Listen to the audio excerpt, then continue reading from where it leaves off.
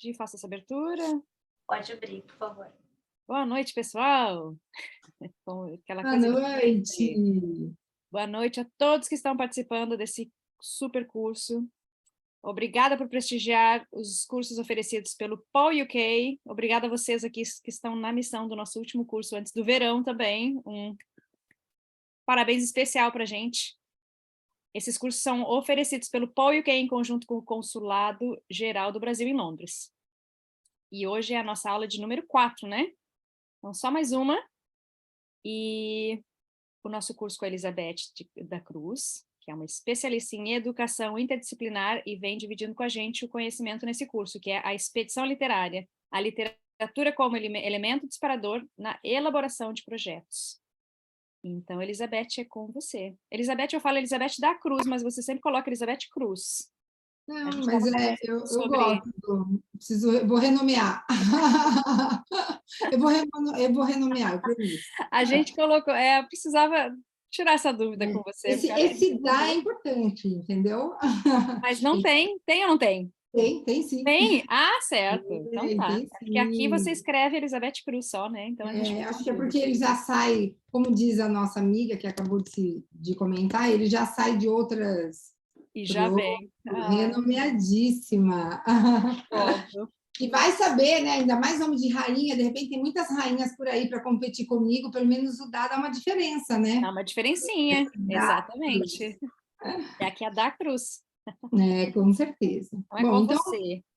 Mais uma vez, uma super boa noite para todo mundo que está aqui com a gente agora, nesse minutinho, para os que vão chegar daqui a pouco, né? E os que vão nos acompanhar aí posteriormente, porque estão em trânsito e assim por diante, e vão reler, vão revisitar o nosso encontro. Estou muito feliz que estamos indo para nosso 4º módulo. Olha, vocês me aguentaram até aqui, falta pouco, gente, falta muito pouco para o verão. Mas queria de verdade registrar que foi muito satisfatório. Eu tenho acompanhado, né? Todos os Google Drives que a gente põe no final, eu sei que nem todos, né, conseguem mandar as respostinhas, né? Mas os que mandam são muito bem-vindas, porque elas são mediadoras para a gente poder preparar uma aula bem gostosa, bem voltada para as necessidades, atendendo as demandas, né?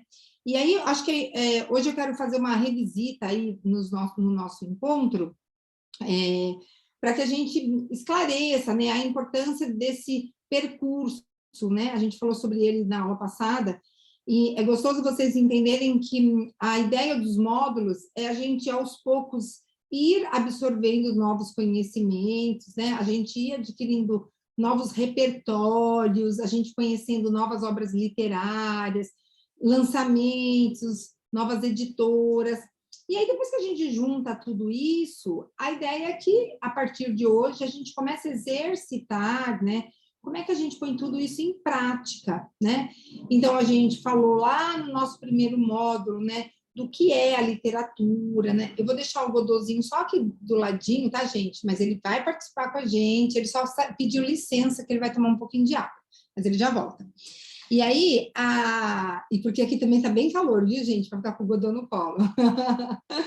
Então, o nosso primeiro módulo, a gente falou muito sobre o que é a literatura, né? Qual é esse significado, né? Desmistificar um pouquinho do que é um livro didático, do que é um livro literário, do que é um livro paradidático, o que é um livro de apoio, né?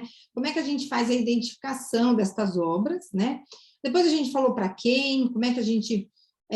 principalmente no caso de uma iniciativa, né, de Paul, então, como é que eu lido com aquele aluno que eu tenho uma sala multisseriada, com várias faixas etárias, com crianças com graus de dificuldades diferentes, leitoras e não leitoras na língua materna, e aí, como é que o livro pode ser realmente uma ferramenta transformadora, né?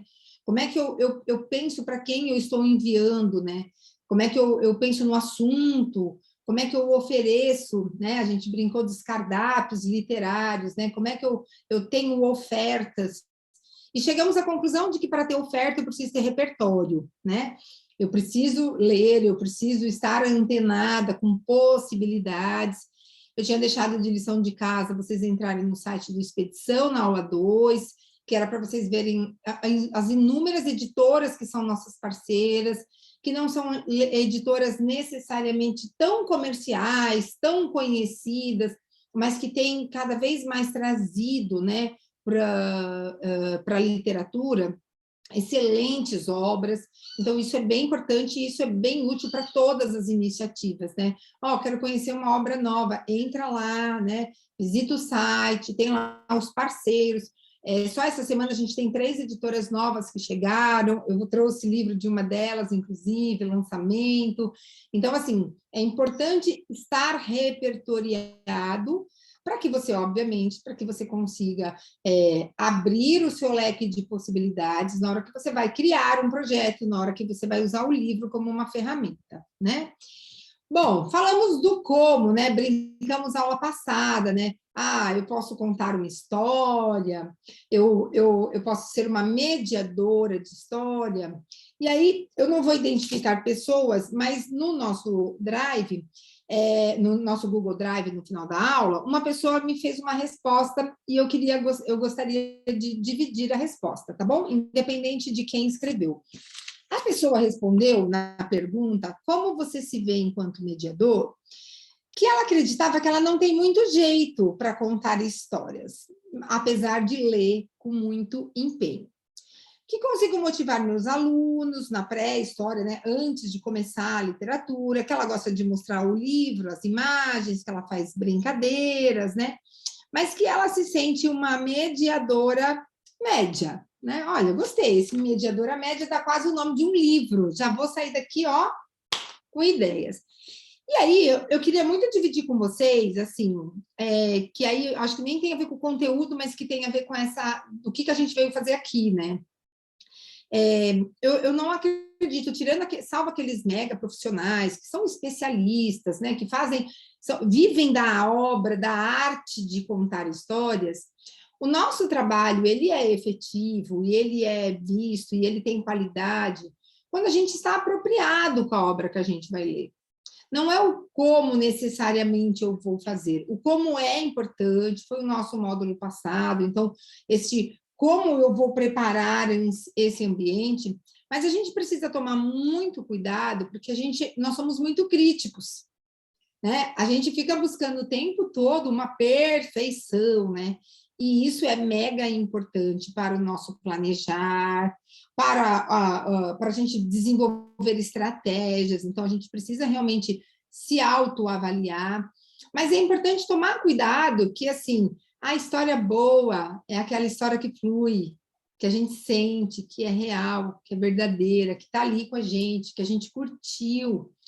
Então, não se prendam a essa necessidade de essa excelência neste como executar, né? O como executar, o mais importante dele é estarmos preparados para a história, lermos a história antes para entendermos se ela está adequada, se a linguagem é favorável, se está dentro daquilo que a gente tem como propósito e como objetivo.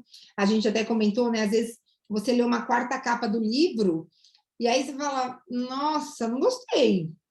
Aí, de repente, alguém te comenta, nossa, aquele livro é tão bom, aí você vai ler o livro e você fala, nossa, incrível, né? E às vezes acontece o contrário, né? Você olha a 4ª, nossa, eu quero muito ler essa história, aí você lê a história e faz, né? Não era tão legal assim, né? Então, é muito gostoso se preparar, então, esse como esta ferramenta disparadora, né, da gente entender, da gente preparar o ambiente, né, a gente trazer as crianças para a atenção do que a gente vai falar, a gente ter o cheirinho, o tapetinho, o espaço físico, o jardim, embaixo da árvore, não importa, ter aquele momento da história para que a criança se acalme, respire, né, que ela se conecte com o que a gente vai fazer, mas não ser tão críticos, tá bem? Acho que é bem importante, porque quando a gente é muito crítico, a gente trava, e aí a gente não consegue desenrolar. E essa criticidade acontece muito, principalmente em quem tem vontade de escrever. Eu faço mentoria para muitas pessoas que têm vontade de escrever, E aí, a pessoa escreve muito bem, mas ela tem muito medo de dar o passo da crítica. Quando eu escrevo uma história, ela deixa de ser minha e passa a ser da Sabrina, passa a ser da Camila, passa a ser da Maria, porque cada uma de vocês vão interpretar essa história de uma outra maneira, não necessariamente com os meus olhos, com o meu olhar. E aí, para trazer essa fala, né, para simbolizar essa fala, do quanto o que o autor escreve e o que nós vemos é muito diferente, para variar, trouxe livros, né? Já que o nosso encontro é o livro como elemento disparador, eu trouxe um livro. Esse livro não é um livro tão contemporâneo, talvez alguma de vocês já conheçam, e aí, se alguém conhecer, por favor, só marca uma reaçãozinha para eu saber se já conhece esta obra. Esse livro se chama Adélia. Se alguém já conhece, por favor, marca aí o rostinho, a carinha, para eu saber. Bom, se ninguém marcou, estou entendendo que vocês ainda não conhecem a Adélia. E a Adélia é uma das obras, sabe, vou contar, é feio porque está gravado, né? Então eu vou ter que pensar como que eu vou falar isso. Sabe quando você lê um livro e fala, meu Deus, por que eu não tive essa ideia? Eu acho um dos livros mais fofos que eu já vi. Eu não estou vendo a Juju aqui hoje, a Juju ia adorar.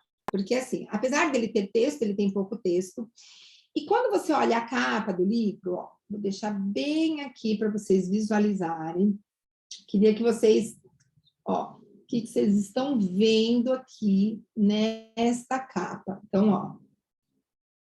E esse livro, ele é todo preto, branco e cor-de-rosa. Ele tem pontinhos cor-de-rosas, mas ele praticamente é todo em preto e branco. E ele tem pouquíssimo texto, tá bem? Então, ó. O que vocês estão vendo? Abram aí esses microfones e vamos esquentar essas cordas vocais. Ela está lendo, né? Lendo junto com. Sono. Ela está lendo junto com um amiguinho de estimação ali, um porquinho. Com um bichinho de estimação, né? Com um cuddling toy. Um porquinho. Tá vendo? Olha só. Uhum. E o livro se chama Adélia. Não é lindo? Não é simples? É. Quando você lê este livro, quase que... Eu estou falando de adultos, tá? Nem estou falando das crianças. As crianças também têm essa percepção. Mas quase todas as pessoas que leem esse livro precisam reler a obra. Porque elas leem a obra inteira e, no final, elas descobrem que elas leram errado. Aí elas têm que voltar e falar, não é possível. Não, tem alguma coisa estranha. E aí a pessoa volta. E aí, por que isso acontece? No caso, o Jean-Claude, ele escreveu e ilustrou, que para mim isso é uma coisa assim, é uma obra-prima, né? Você poder ilustrar aquilo que está dentro da sua mente. Porque é uma luta, gente, juntar o ilustrador com a obra. Depois, se a gente tiver tempo, até vou mostrar um livro novo que eu vou lançar, e os perrengues de você juntar aquilo que está na sua cabeça com a cabeça do ilustrador e com a cabeça da terceira pessoa na nossa relação, o diagramador, que é o cara que junta tudo e ou faz algo incrível ou não, né? Então, é uma junção. E aqui na Adélia começa uma história. O livro é todo bonito do começo ao fim. Então, tá aqui, ó. Quem é essa personagem, gente? Não estou ouvindo nada. Vocês estão muito matinhos. Deve ser a Adélia, A menina né? ainda, né? A dela. É. Então, aí começa Imagino que ela não seja a Adélia mais. Olha, tá vendo? Mas eu Então, começa... Ó, é um cenário. Pra ver ela tá lá na casinha, lá dentro, na janela. E aqui tem o chiqueiro dos porquinhos, tá vendo? Uhum. E a história começa. A Adélia morava em uma casa no campo. Ok? Uhum. De novo, a gente tem uma outra cena da mesma imagem, mas um pouco mais aproximada, né? Durante o dia, a Adélia brincava com os seus irmãos. Então, tem aqui, né, a criança dentro da casa.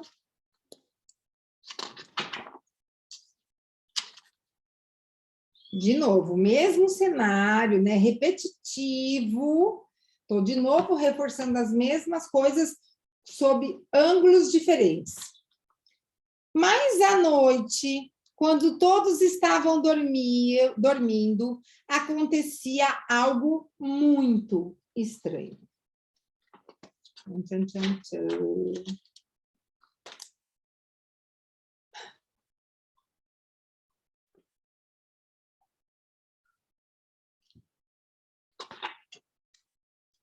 E aí, de novo. Conseguem ver o que está acontecendo?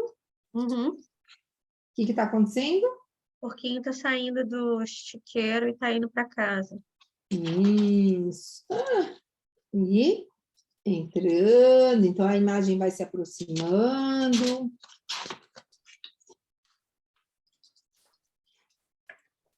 Ele entra de passos escondidos. Olha, observa se não tem ninguém por perto.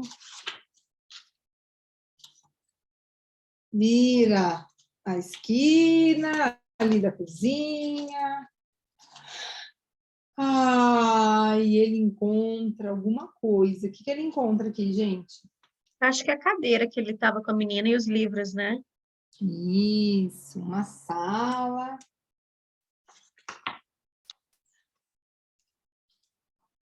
De novo, o mesmo ambiente, né?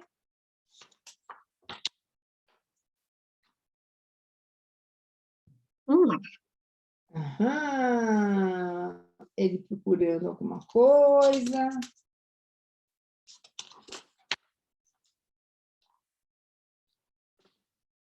O que ele tem na mão? Livros. Uhum. A cada livro que escolhia, a Adélia sempre acreditava que estava lendo a melhor história de sua vida.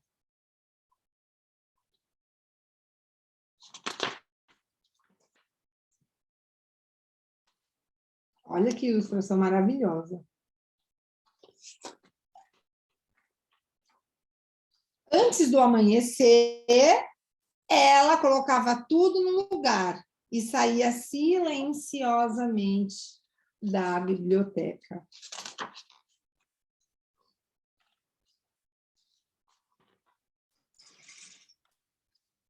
Mas, durante o dia, sentia um pouco de sono.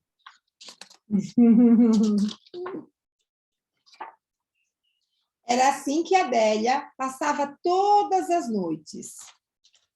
Até que, em uma madrugada,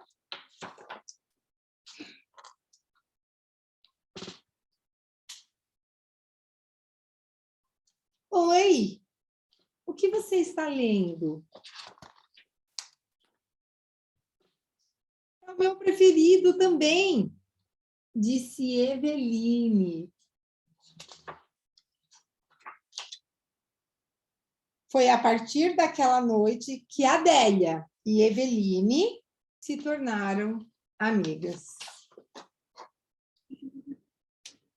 Amigas para sempre. Ninguém ainda havia descoberto o segredo das duas, até a noite em que Adélia e Eveline adormeceram. Olha que livrinho mais delícia! Não tem uma pessoa que olha isso e diz: ah, Adélia é a menina. Óbvio, é o livro da menina. Quem você está vendo aqui? Adélia? Só depois que o autor revela que, na verdade, a menina é Evelise, é que as pessoas falam: nossa, não acredito. Mas peraí, mas tem uma parte que fala que ela morava no campo. Sim, o porco mora no campo. Ah, mas tem uma parte que fala que ela brinca com os amigos, com os irmãos, né? Sim, ela tem lá, tá lá ela no chiqueirinho cheio de irmãozinho brincando. Mas, Então, Beth, não é pode falar.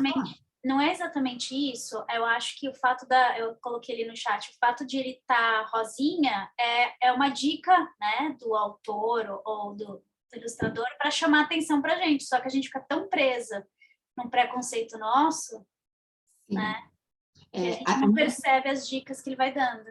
E, ó, eu tô falando isso como um todo, porque eu também só descobri que a Adélia não era Adélia quando eu cheguei no meio da história e voltei. Então, não é uma questão da pessoa, ela é muito, sabe muito ler, ela lê muito. Não, não é isso. A gente aqui descobriu antes porque você deu dicas, eu acho. Sim, claro, eu já dei um spoiler, preparei, né? Falei disso para a gente ver o autor, mas tem muitos livros assim. E esse tipo de livro para o Paul é muito interessante, porque ele sai de um senso comum, de uma história já estereotipada, que já está lá construída, e é uma sacada muito legal, né?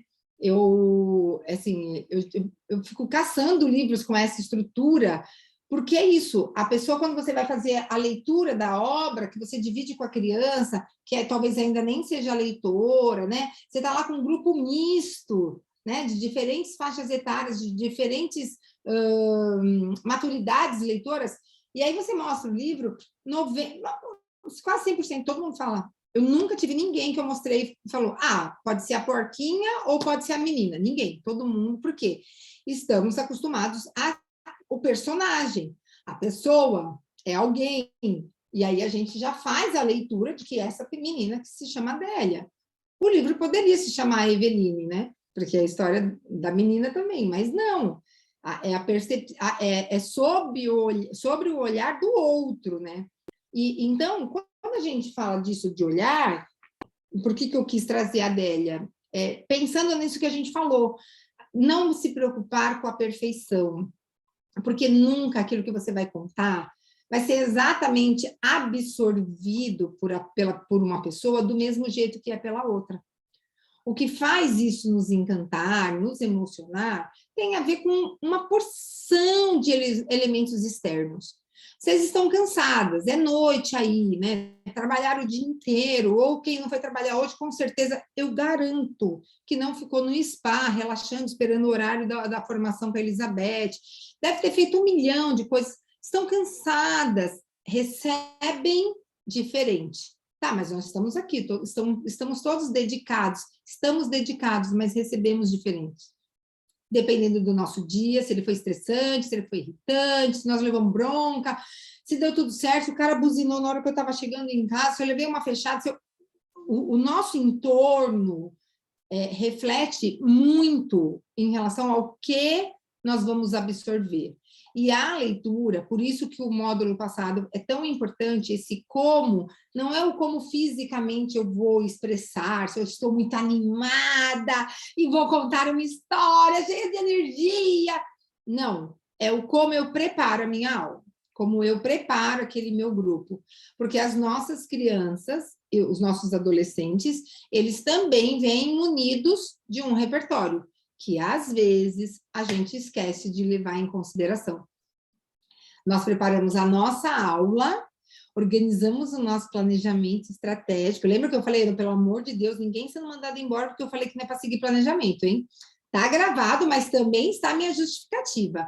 Tem que fazer planejamento, sim, tem que se preparar, sim, mas tem que estar aberto às adversidades que vão acontecer naquele dia. Estar aberto aos sinais, para que a gente possa ter fluidez na hora de desenvolver um projeto a partir de uma obra literária, né? Então, esse estar aberto, essa sensibilidade é muito mais importante do que qualquer formação que vocês possam fazer. Entender o outro, estar predisposto ao outro, acolher ao outro, né? Nessa escuta é essencial para que vocês possam fazer boas escolhas literárias. Mas esse livro é muito incrível, maravilhoso, recebeu 150 selos, prêmios, todo mundo está falando dele. Ele serve para o meu grupo? Ele serve? O livro bom é aquele livro que nos atende. Eu brinco, comida boa é aquela que mata a nossa fome. Comida pode ser maravilhosa, mas aí você olha, aí você experimenta, aí você fala, ai, não dá, não consigo. E continua com fome, não é comida boa. Comida boa é aquela que você fala, ai, ufa, né? Estou satisfeita. E a literatura é igual. É importante que a gente tenha repertório, conheça obras, conheça autores, tenha a possibilidade, né, do manuseio, de ter o aplicativo, de ter várias obras, porém, o livro bom é o que chega ao alcance da nossa turma, do nosso grupo, né, da nossa atividade que a gente vai desenvolver. Tá certo? Até aqui tudo bem com vocês? Hein? Tranquilo? Então, tá bom. Bom, e aí, hoje o nosso módulo, dá para a gente abrir a apresentação, Gigi?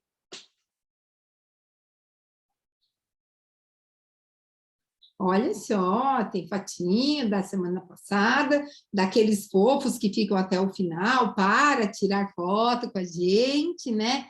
E os fofos que não ficam, a gente fica aqui com o coraçãozinho aguardando, né? Bom, no nosso Mão na Massa hoje, a gente separou 3 coisas importantes. Primeiro, a elaboração de projetos por meio do que a gente já conversou. Nós vamos usar os recursos que a gente trabalhou, o que, para quem e o como nós vamos usar para a gente criar um projeto hoje. Depois, os recursos disparadores, que são os elementos, né? Então, se a gente vai brincar, se a gente vai usar uma voz, se a gente vai usar uma roupa, se a gente vai usar um objeto, um elemento, o que nós vamos usar para aguçar a atividade, o gosto pelas nossas crianças. E aí, o gosto das nossas crianças para a literatura. E depois a gente vai brincar de uma dinâmica aqui a partir de algum livro de afeto. O que é um livro de afeto? A Adélia, para mim, é um livro de afeto. Memórias de um Cabo de Vassoura é um livro de afeto. O livro de afeto é aquele livro que a gente leu, que a gente gosta e que a gente sempre usa como referência para alguma coisa. Ele está ali, ele tem uma memória afetiva baseada em algo que a gente experimentou, a gente ganhou de alguém muito especial. Então, eu vou mandar... Lembra, eu tenho 2 livros para mandar. O livro da Baratinha. Ah, a nossa amiga está aqui hoje? Ela conseguiu vir? Lembra que eu prometi trazer uma baratinha hoje? Era a Rita. A Rita está indo para Portugal. É a Rita que está indo para Portugal. Espera aí que eu vou pedir para minha assistente já trazer um Vence Coragem aqui, que eu quero falar dele. Lembra que eu tenho uma assistente aqui, ó, é só chamar, o livro chega aqui, que bem rapidinho. E aí eu quero mandar o livro da Rita, né? Eu tenho o livro da Tamires. E aí, quando você manda esse livro, claro que eu não vou mandar o livro obrigada por sua participação, né? Vai ter um carinho, vai ter um bilhetinho, um cheirinho, né? Então, quando a gente tem um livro de afeto, a gente procura usá-lo em outras referências. Então, dentro dessa nossa elaboração de projetos, eu trouxe aqui alguns exemplos antes da gente começar a fazer o nosso Mão na Massa. Então, minha ideia é que a gente, agora nesse primeiro momento, eu trago alguns repertórios de... Muito obrigada! Eu trago alguns repertórios, né, de alguns exemplos para vocês. Eu trouxe aqui de 2, mas a gente pode fazer de vários. E depois nós vamos fazer isso por meio de um projeto. E aí nós vamos decidir se cada um vai escolher um livro, se a gente põe um livro aqui como um referencial. Está batendo muita luz aqui, não está, não? Eu não estou parecendo que eu estou ouvindo Olha... Ah, tá bonito! Eu estava bem prestando atenção, tá super bonito. Não estou ouvindo dos céus, não, viu, gente? Ok? Qualquer coisa eu fecho. Está entrando bem uma luzinha do fim do dia, qualquer coisa eu mudo a iluminação, tá bom? Só me avisar, tá bom? E então, o que eu trouxe? Eu trouxe 2 referências aqui, 2 obras literárias. 2 obras que são muito utilizadas nas escolas, nos projetos, em algumas iniciativas aqui brasileiras, que são escolas que fazem atividades, que têm quintais, que brincam com a criança para explorar a obra literária. E aí eu trouxe 2 referências. Por quê? Porque quando o livro ele abre possibilidade para várias discussões, você facilita, né, o seu repertório em desenvolver o seu projeto. Existe uma regra para a criação de um projeto? Não, não existe uma regra. Mas o que, para quem e como, pode sim ser uma regra básica, bem simples, de como você começa a desenvolver um projeto por meio de uma obra literária. Então, no caso, aqui as perguntas são as mesmas, porém a intencionalidade da pergunta é outra, né? Então, este o que, ele passa a ser do que é a literatura, para ser o que eu tenho como propósito dentro desta atividade com o meu grupo. Eu quero trazer referências, eu quero brincar, eu quero trazer uma história específica, eu quero falar de um determinado assunto. Então, a gente vai usar essas 3 perguntinhas dos modos anteriores, mas dentro dessas 3 perguntas, nós vamos trabalhar esse o que eu quero, qual é o propósito desta obra e por que eu quero trabalhar isso. Depois, o para quem, se é algo que eu vou trabalhar só uma faixa etária, se é uma atividade mista, onde eu vou desenvolver esse repertório com crianças de diferentes maturidades, e depois o como, né? Como é que eu vou trazer a ludicidade por meio desta atividade? E aí eu escolhi essas 2 obras porque ambas são muito diversas, elas têm uma leitura fácil, agradável, gostosa, ela nos envolve nesta construção das atividades, e elas, por si, elas nos possibilitam criar uma porção de ideias. Então, eu vou começar com Mãos na Terra, por isso que eu trouxe Godot para falar oi para a gente. Godot, como aqui está verão, está calor, não está verão, mas está calor, né? A gente trouxe o chapeuzinho do Godot, mas ele fica inquieto, impaciente, igual criança, não quer ficar com o chapeuzinho dele o tempo todo, e também ele fica batendo esse chapéu em mim, e aí de vez em quando eu tiro. O Godot foi feito por uma escola. Ele é um boneco de pano construído por uma escola. E assim como este Godot, já foram construídos centenas de Godots nas escolas por aqui.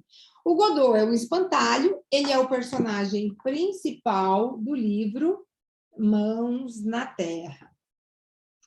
Essa história, ela conta a história de um espantalhozinho que vive numa fazenda e que desta fazenda ele passa por diferentes etapas dentro de uma fazenda. Então, a gente trabalha aqui desde os animais, das frutas, dos legumes. A gente fala sobre alimentação saudável, mesmo não sendo um livro para isso. O Godot, ele vira um personagem, ele cria um blog, ele fica famoso e ele compartilha receitas das crianças por meio do seu blog. E, a partir daí, a gente constrói infinitas possibilidades de desdobramentos para o mesmo livro, mas para faixas etárias diferentes. Eu vou ler um trechinho do Godot para vocês, tá bom? Mãos na Terra. Imagine alguém alto, fechem os olhos, magro, cabelos amarelos, quase um ouro puro. Apesar das bochechas rosadas de sol, percebia-se uma pele de tom claro que às vezes se misturava com o brilho do sol. Olhos arregalados, um bom par de orelhas e um nariz que quase desaparecia em cima de sua boca carnuda de contornos em formato de coração. Preferia a camisa xadrez engomada e nunca dispensava um lenço no pescoço para completar sua elegância indiscutível.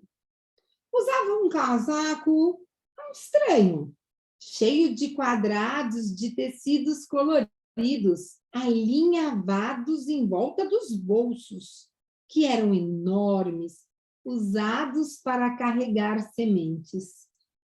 Calça jeans, dobrada na barra e surrada, quase sempre suja de terra por conta do próprio ofício. Botas de couro de cano curto e um exuberante chapéu de palha para completar seu figurino. Apesar de simpático, mantinha na maioria das vezes em que estava sozinho um ar sério para espantar os corvos e pássaros que apareciam por lá, atrás de sua exuberante plantação, que ficava lá no alto de uma fazenda, cercada por muitas árvores de diferentes tamanhos e tonalidades. As mais altas tinham caules finos e casca rugosa, utilizadas para fazer papel e carvão. De suas folhas espessas se extraía um óleo medicinal e ainda eram usadas para fazer chás e inalações. Se tinham perfume, esses se espalhavam na brisa da manhã com as gotas do orvalho. Rodoberto era seu nome, escolhido por um grupo de crianças que foram aprender sobre alfabetização ecológica e ecossistemas. A visita começava com a importância dos cuidados com os animais, o que eles nos oferecem, como vivem, do que se alimentam, além de estimular a autonomia e responsabilidade, sendo sua horta um dos pontos mais esperados da visita. Quando retornavam ao colégio para dar continuidade ao aprendizado, não faltavam manifestações de carinhos para ele, através de desenhos, de fotos, e-mails e até godobertinhos, que eram confeccionados com roupas usadas e muita criatividade. Esta criançada não é mole, não, dizia o nosso matuto. Então, quando o autor aqui, ele descreve este personagem, que ele deixa de forma minuciosa esses detalhamentos, ele está fazendo uma provocação para que esse personagem seja não só o protagonista da história, mas que ele possa, de alguma forma, também ser convidativo para a sua própria construção. Porque são tantos detalhezinhos, né? Ele poderia falar, ele era um espantalho, com os olhos arregalados, mas aqui a gente tem uma descrição, assim, uma descrição minuciosa de como ele é, né? Que ele tem a roupa, a vestimenta, os olhos, a boca, como ele gosta de se vestir. E a partir daí, o que a gente pode criar, né? A história, apesar de ser uma história considerada por uma literatura infantil, a partir daí, a gente pode trabalhar com diferentes faixas etárias.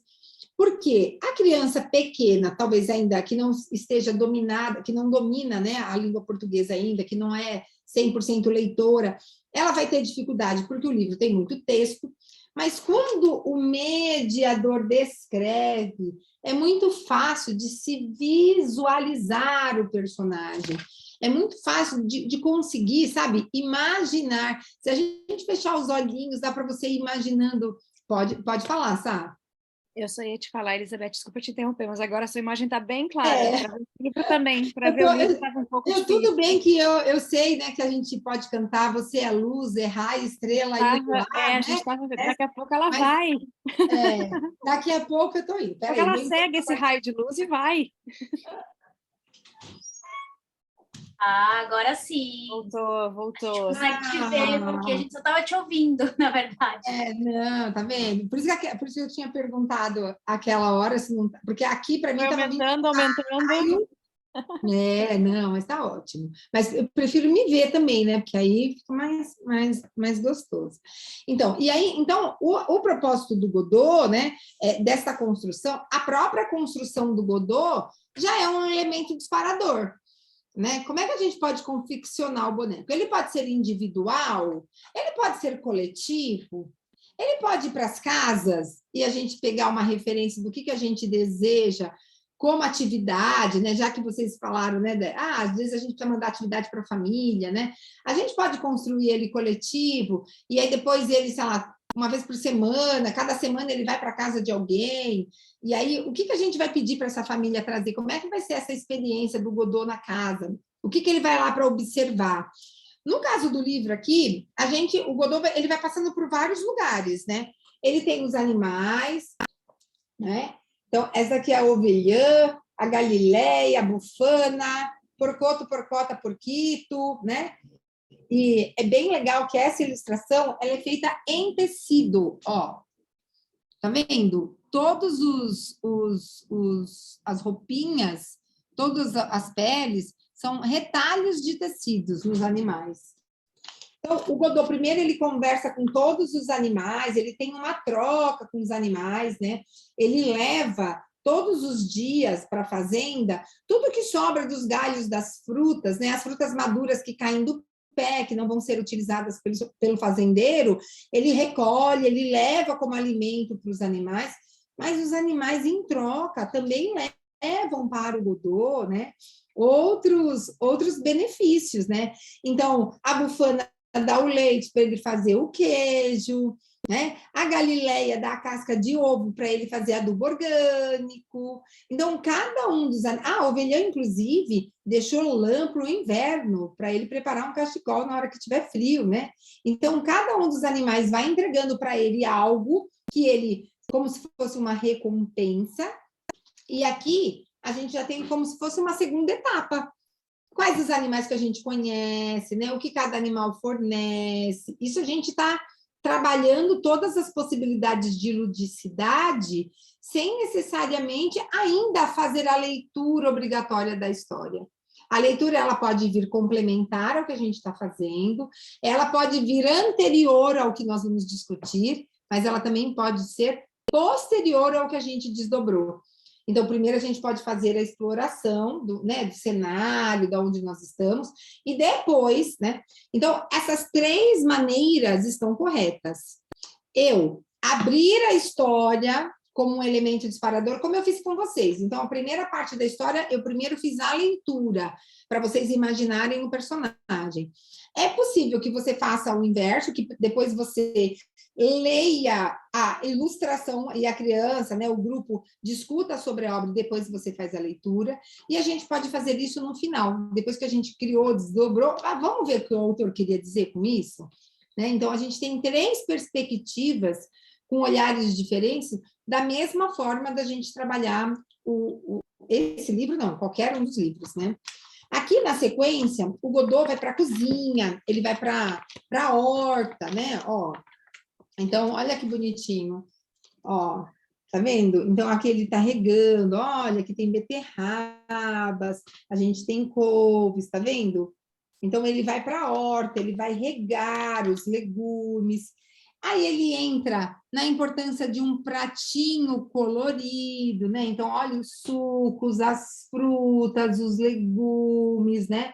Então, a importância de um pratinho colorido. Aqui a gente pode trabalhar não só a questão da alimentação saudável, mas a alimentação que veio de origem mesmo, né? Já que a gente trabalha com grupos diversos, que provavelmente vieram de várias regiões do Brasil, qual é a alimentação típica, o que se come onde você morava, né? Trazer repertório, ir para a cozinha, que é a próxima etapa do Godot, né? Levar as crianças para a cozinha para experimentar, para ver o que eles mais gostam, para experimentar os sabores. Aí a gente pode trabalhar letramento, porque cada vez que eu vou falar um alimento, eu posso usar ilustração, eu posso usar o nome, eu posso fazer um varal, eu posso fazer um jogo de palavras. Então, assim, eu posso ampliar, né, esse repertório, né? Aí aqui tem uma brincadeira, dele falando das frutas e dos legumes, porque as frutas se achavam dentro da horta. Eu vou ler um trechinho. No pomar, as frutas eram soberanas, das azedinhas às doces, como mel. Agradavam a quase todos os paladares e eram facilmente identificadas pelas crianças. Laranja, maçã, goiaba, olha, banana, abacate, jabucaba, e logo vinha risos, jabuticaba saía da boca de alguém. Acerola, limão, todo mundo sabia a sua função. E até receitas surgiam destas conversas. Vitaminas, gelatinas, sucos, cremes para os cabelos. Quem diria, dizia Godot. Algumas eram saboreadas pela primeira vez, como o caso da siriguela, do jambo e até do saputi, que vinham de diferentes regiões do país. Era assim, através da experimentação, que se descobriam a diversidade dos alimentos. Então, só nesta página, a gente tem aqui infinitas possibilidades, pensando nesse livro como desdobramento, de fazer desde a receitinha do cabelo, né, de creme para o cabelo, da gelatina, do suco, da vitamina, de experimentar novos sabores, de fazer uma experimentação às cegas, de frutinhas azedinhas e docinhas com as crianças de olhos vendados, né? De descobrir de onde vieram essas frutinhas, se as crianças conhecem, se tem este repertório, porque aqui eu estou incluindo a todos, porque todo mundo conhece ou alguma destas frutas ou outras frutas que talvez a gente desconheça.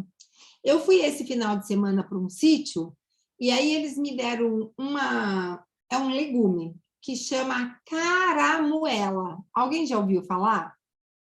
Eu amei tanto esse nome que eu falei que eu vou escrever um livro chamado Caramuela. Porque eu nunca... Era como se fosse uma batata em formato... Sabe moela de frango? Já viram aquela moelinha de frango que é um coração redondinho assim? E aí chama caramuela, porque tem cara de moela, e aí apelidaram, né? Tem um nome científico, obviamente, mas o nome popular, inclusive no Google, é caramuela. E eu achei tão interessante, é uma batatinha, você pode fritar, cozinhar, sei lá, em todos os jeitos. Eu ainda não fiz, ainda não experimentei, estou com ela em casa, mas eu achei tão interessante, porque assim, eu estou em São Paulo, eu fui num sítio em São Paulo, numa região muito próxima da minha casa, não tem nem 40 quilômetros, a cidade de Biúna, aqui pertinho, e aí encontrei a caramuela, né? Tipo assim, então, olha a diversidade, né, que a literatura pode nos trazer. Se eu já tivesse conhecido caramuela, eu já estaria nesse livro, porque assim, olha que gostoso, olha quantas palavras surgiram aqui, o nome das frutas, né, que a gente pode ampliar essas possibilidades. Do nome das frutas podem surgir frases, pode surgir histórias, podem surgir brincadeiras. A partir daí, a gente pode elaborar as receitas, a gente pode fazer as receitas, né? Pode ter lá um momento de experimentação, de uma saladinha de fruta até um suco diferente, exótico, que alguém trouxe de receita. A gente pode mandar o Godot para a casa das crianças, para elas trazerem receitas diferentes para a gente, e aí ser essa brincadeira desse repertório dele percorrer pelas casas e naquele dia ele contar, fazer um registro das suas histórias, né? E aí o livro vai brincando, olha só, com tudo que acontece na horta. Estas, só para vocês saberem e conhecerem, são as molenguetes. As molenguetes são as minhocas que moram na fazenda. E aí, a forma que está descrita é muito gostoso, porque falam que elas são vegetarianas. Sabem por quê? As molenguetes são vegetarianas na história? Porque minhoca não come carne. Minhoca só come verduras e legumes. Então, aqui, elas são vegetarianas e elas são praticantes de yoga. Porque depois que elas comem, elas ficam paradinhas, somente respirando, fazendo a digestão. Então, aqui foi uma brincadeira, né? Nesse comportamento da minhoca, e elas adoram se exercitar. E conforme elas caminham, elas oxigenam a terra, para que as raízes possam entrar e penetrar na terra com mais facilidade. Então, todo mundo que tem plantação precisa ter minhocas. E daqui já pode ser um outro desdobramento. A gente pode construir um terrário, a gente pode brincar de pôr a mão mesmo na terra, a gente pode falar de outros insetinhos que existem na plantação, as abelhinhas, as mosquinhas. Então, o livro é uma história só, mas a cada página a gente tem mais do que uma centena de possibilidades de desdobramentos. E aí, ele termina com essa brincadeira, olha, Godotzinho embaixo de um pé de manga, e aí eu vou encerrar a história dele para vocês. Então, Godoberto sentou embaixo do pé de manga e, de repente, uma fruta madura caiu em sua cabeça. No susto, deu um pulo, chacoalhou as ideias e pensou em como poderia ajudar as crianças a compartilharem suas experiências na cozinha e suas práticas sustentáveis na escola e comunidade. Foi assim que surgiu o blog do Godot, um espaço interativo em que as crianças de qualquer cidade e de qualquer idade pudessem se conectar e dividir o que gostam de comer, suas preferências, suas receitas secretas. Neste blog, elas conhecem alimentos de diferentes lugares, contam o dia a dia de sua alimentação, suas trocas saudáveis, ganham pontos quando fazem boas escolhas, tudo moderno e interativo, do jeitinho que elas gostam. Quem diria? Godot ficou famoso e hoje tem até programa de TV. Mesmo tendo uma vida agitada por demais, o amor que ele tem pela fazenda continua. Sempre que lhe sobra um tempinho, lá vai ele fazer o que mais ama, sentir o perfume das flores, das ervas e dos temperos, rever os amigos queridos e passar a tarde na plantação, com as mãos na terra. Olha que gostosura. Sabe o que eu já estava pensando? Aquela louca, né? Eu dou a ideia, depois aí vocês que se virem. Já pensou que legal? Se a gente, por exemplo, trabalhasse o livro do Godot e criasse um blog onde as iniciativas pudessem compartilhar, sabe? Assim, o que as crianças estão fazendo, as crianças poderem ver receitas de outras iniciativas, dividirem ideias, criar o blog do Godot e ele ser alimentado aí por todas as iniciativas que fazem parte aí, né, do UK. Acho que seria muito gostoso, eu ia amar curtir e compartilhar, porque eu acho que seria muito legal. Então, a ideia do livro como elemento disparador é justamente a gente se apropriar. A gente vai ter aquele livro que eu vou ler por prazer, gostosinho, para um acolhimento de boas-vindas, as crianças estão chegando, quero uma leitura. Mas o livro, como elemento disparador, ele tem que nos oferecer possibilidades de multiplicação dessa obra. Ela não pode ser só lida, ela tem que ser lida e, além de lida, ela tem que ser multiplicada. E aqui tem algumas das ideias, mas com certeza, né, eu sei que vocês são muito criativas, dá para criar infinitas possibilidades de ideias por meio de cada uma das páginas, por meio de cada uma das etapas da história, né? Pode falar, Gigi. Eu queria te perguntar, eu pus no chat uma dúvida que eu tenho, que eu já ouvi falar que muita gente fala que a gente não deve mudar muito a história que está ali. Você, como escritora, o que você acha sobre isso? A gente pode... Como é que funciona isso? Eu posso ler, ter um pouco da minha conclusão, ainda mais se for uma história grande, com muito escrito. Como que funciona isso? Ó, eu acho que não existe uma regra, né? Eu acho que o livro, lembra que eu falei? Depois que a gente escreve o livro não é mais nosso, ele já é um pertencimento do outro, né? Se você vai ler o livro, contar a história em nome do autor, você vai fazer uma contação de histórias profissional, tá? Você foi contratada pelo Itamaraty para fazer... Deixa eu acordar um povo aqui, eu gosto de falar no nome do povo, que o povo se assusta, e aí ele fala, ai meu Deus, deixa eu voltar aqui, né, prestar atenção. Tipo, a Ellen, né, tá lá, né, ou a Jéssica tá lá, e ela foi contratada pelo Itamaraty para fazer uma contação de histórias.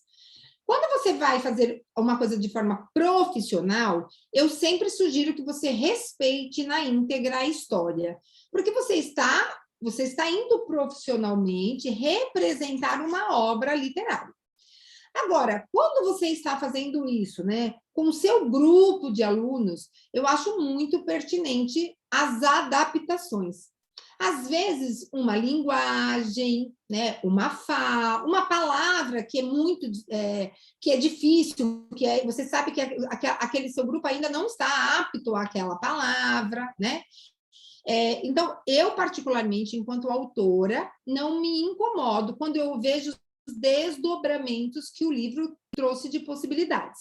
Agora, se realmente alguém vai contar a minha história profissionalmente, eu gostaria que ela fosse contada na íntegra, porque a pessoa está se apropriando da minha obra comercialmente para reproduzir uma coisa que, de repente, vai falar, pelo amor de Deus, amiga, da onde você tirou isso? Que eu não falei isso na história, né? Então, aí são responsabilidades diferentes. Eu gosto dessa ideia, né? Da troca. Eu vou dar um exemplo muito claro que aconteceu comigo, tá? Eu estou lendo um livro que se chama A Árvore dos Desejos. É um livro adulto, não é um livro infantil. Ele ganhou prêmio, ele ficou na lista do New York Times por muito tempo, bababá. Estou lendo o livro. Fui para o sítio, né? No final de semana, tinham 2 crianças, uma de 5 anos e uma de 6. Parecia um carrapatinho. Eu ia comer, eles iam comer, eu ia no banheiro, eles iam no banheiro, eu ia para a sala, eles iam para a sala. Acordei bem cedinho, 6h15 da manhã, falei, vou ler, vou aproveitar e vou ler o meu livro. Eis quem acorda? As 2 criaturas. E aí elas, você pode ler para a gente? É óbvio que eu não ia falar, vai deitar, menino, 6 horas da manhã num sábado. Eu falei, claro, teve como. Eu tive que mudar algumas, não tinha nada demais no livro, mas tinham palavras muito refinadas, e o livro, ele falava muito dos personagens com o nome dos personagens, e eram nomes difíceis, porque eram nomes americanos, né? Então, assim, nem sempre... até eu, às vezes, tinha que revisitar quem é esse mesmo. Então, quando eu ia ler a história para eles, eu falava, então, o Bongô, o corvo, não tinha o corvo na história, mas eu queria contextualizar para eles entenderem que o Bongô era o corvo da história. Tal pessoa, a coruja. Então, não é uma interferência que você está mudando a história. O que eu não acho legal, Gi, o Flip, né? Lembra que a gente leu no primeiro dia? Ele morreu. Aí o autor muda o texto. A pessoa está lendo. Não, muito triste, eu não vou mudar. Não, vou deixar o passarinho. Não. Aí você está desrespeitando a obra literária. Pega outro livro para ler. Mas, porque no filme, né? Aí seria a diferença de fazer uma contação e uma mediação. Então, eu não tô, exatamente, né? Uma contação, você vai contar a história de alguém. Uma mediação, você vai estar lá e aí você pode, sim, brincar, ter pausas, ver o que as crianças estão sentindo. Você pode traduzir algumas palavras que, às vezes, para aquele grupo daquela faixa etária, ainda não é difícil. Você não precisa excluir a palavra. Você pode falar e você pode explicar o que ela significa, né? Porque eu brinco assim, ampliar o repertório da criança também é saudável, né, gente? Então, não precisa só ficar, não, eu vou só falar bem facinho. Não, diga a palavra, né? E aí, pergunta, alguém sabe o que é bagaço? Todo mundo sabe o que é um bagaço? Olha, da popa ao bagaço. O que será que é bagaço? Né? Então, assim, isso você não está alterando a história, você está repertoriando as crianças de novas descobertas. né? Deixando-as curiosas, ver quem sabe, quem conhece. E aí, se elas não sabem o que é, você pode simplificar, trazer um referencial daquilo que você está fazendo. Por isso que se chama mediação. Você está no meio. As palavras, elas têm sabedoria, gente. As palavras sempre têm um significado. Mediar é estar no meio. No meio de quem? Do ouvinte e do autor. Você está mediando, você está no meio. Então, você vai respeitar o autor, mas você precisa atender aquele lá, a sua necessidade, o seu grupo. Então, eu particularmente não vejo nenhum problema, nenhuma questão. Agora, se é profissionalmente, não dá. Você vai respeitar a obra, porque aí você está representando aquele autor, e aí a obra tem que estar na sua íntegra. Não dá para não matar o passarinho, não deixar ele morrer, porque é muito triste. Lê outro livro, né? Lê outra história mais feliz, sem problema. Escolha outro repertório. Beth, né? A Jéssica e a Ellen, elas confirmaram, estão prontas para ir no Itamaraty ler o livro. A chamada aí, ó, tá todo mundo pronto, tá aqui, eu te ouvindo. Muito bem, tá vendo? Funciona. Funciona. E eu ia perguntar, vamos fazer um break agora? Já é 8, nós vamos fazer um break e no nosso retorno, preparem-se. Vocês é que vão pôr a mão na massa e vão fazer isso que a gente fez agora com o livro do Godot, tá bom? Então, break rapidinho. Eu queria conversar sobre...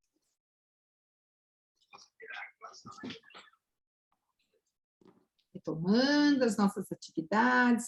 Bom, esse segundo momento do nosso quarto módulo, que a gente vai trabalhar esse mão na massa, a ideia é que a gente exercite para a gente poder identificar aonde a gente tem alguma dificuldade. Se a gente ficar só na teoria, só conversando, né? Só, eu estou trazendo um monte de exemplos, que gostoso. Bom, eu vou trabalhar o Mãos na Terra o resto da minha vida, porque eu já sei, já tenho várias ideias. Mas aí, se eu dou um livro novo, a gente surge uma outra demanda, a gente vai falar, e agora? Como é que a gente faz? Né? Como é que a gente resolve? Então, só para finalizar, eu trouxe o exemplo do Retrato de Família, que é outro livro que tem também essa pegada de, dentro de uma mesma história, surgirem muitas possibilidades de outras histórias e, a partir daí, a gente ter centenas de desdobramentos. Só para fechar o Mãos na Terra, né? Eu sei que as imagens estão bem pequenas, mas lá depois no Drive eu vou pôr umas imagens maiores, que aí eu acho que fica mais legal para vocês visualizarem.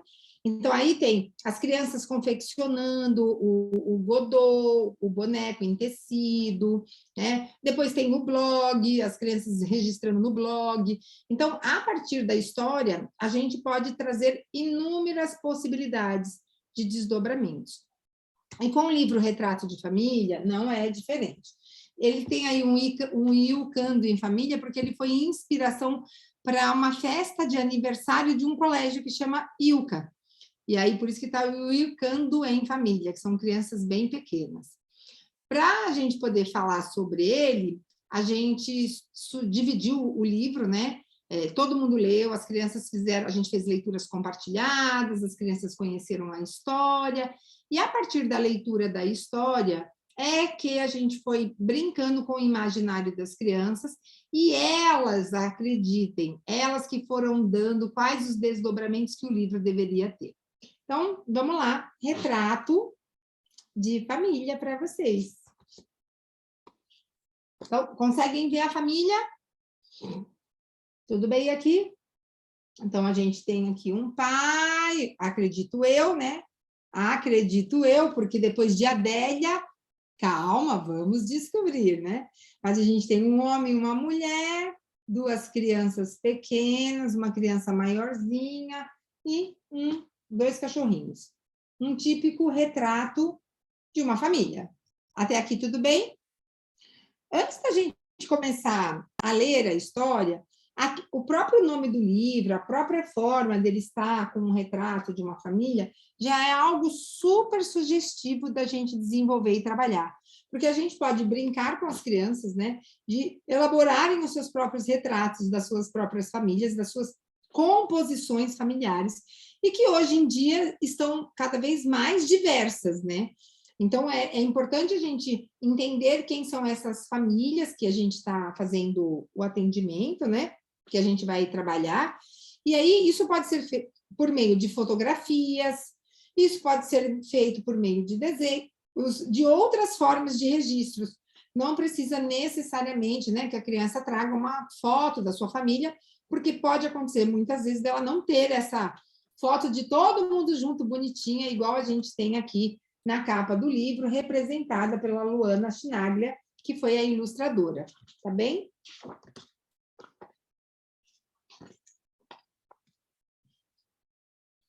Então, a gente tem uma típica casinha, num lugar fofo, chaminézinha, bem historinhas, né? Aquela casinha bem típica de uma região bem de contos de fadas, né? Bem fofinha. Ninguém me esperava naquela tardezinha de setembro. A primavera estava se aproximando e algumas flores já despontavam como se estivessem me oferecendo um buquê de boas-vindas. Os pássaros, espertos que só, aproveitavam os néctares açucarados e cantarolavam sem parar. Minha chegada foi uma surpresa e tanto. Simplesmente nasci, assim como uma semente que germina e desabrocha sem prévio aviso. Era tão pequenininha e frágil que cabia até na palma de uma mão. E aí, olhando para esse cenário, para esse primeiro momento, quem vocês acham que está contando essa história?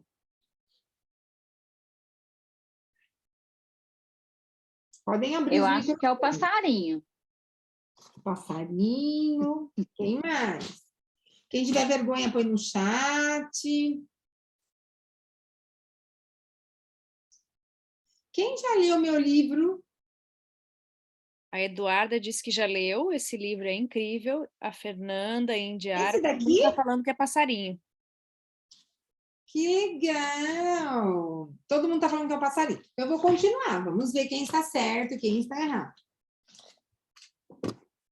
Olha que fofurice.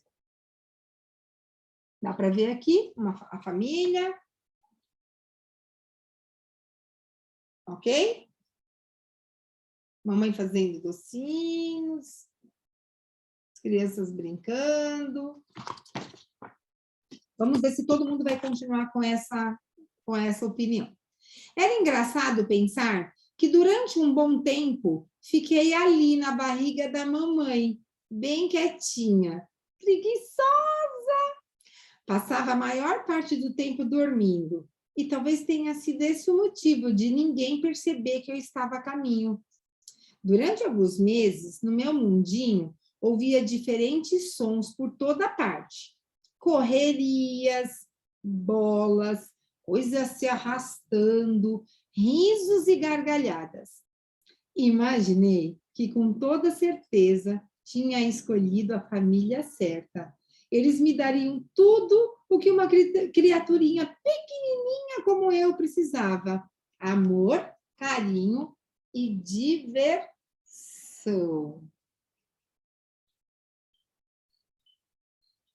Tudo bem aqui? Continua o passarinho?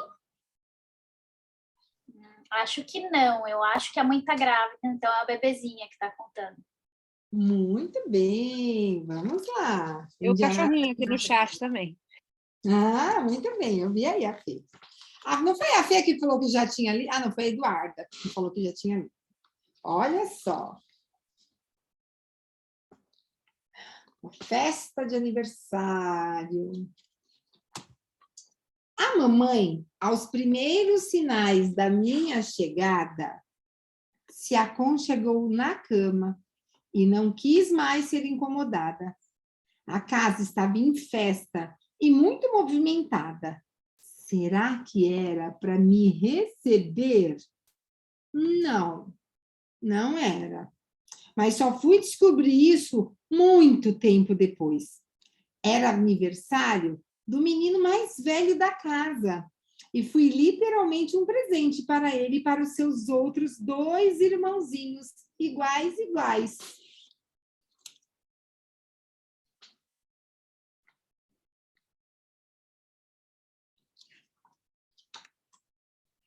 Não conseguia ouvir e nem abrir os meus olhos embaçados. Mas mamãe, apesar de novata, cuidava muito bem de mim.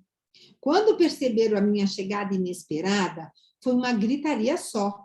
Ninguém acreditava, ninguém conseguia compreender como aquilo havia acontecido. Como não perceberam nada diferente? Eu era um presente mesmo, assim, sem explicação. E aí? Outras sugestões?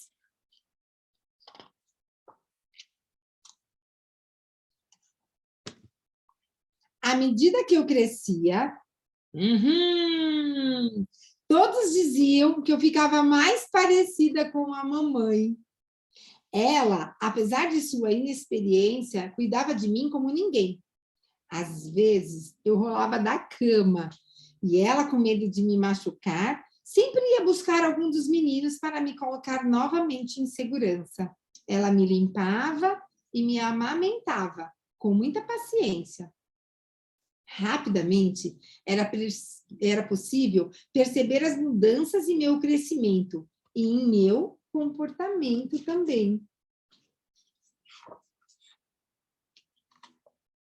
Em 2 semanas, comecei a ouvir e a enxergar melhor. E em menos de 20 dias, já abri os meus olhinhos completamente e fiquei encantada com tudo que vi. Uma casa grande, toda branquinha, que combinava com minhas patas e franja, mas ao mesmo tempo contrastava com meu pelo pretinho.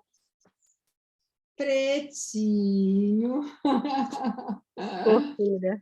E aí tem ela aqui, ó, já na farra, né, brincando com os meninos. Bom, tcharam! O que será que aconteceu aqui?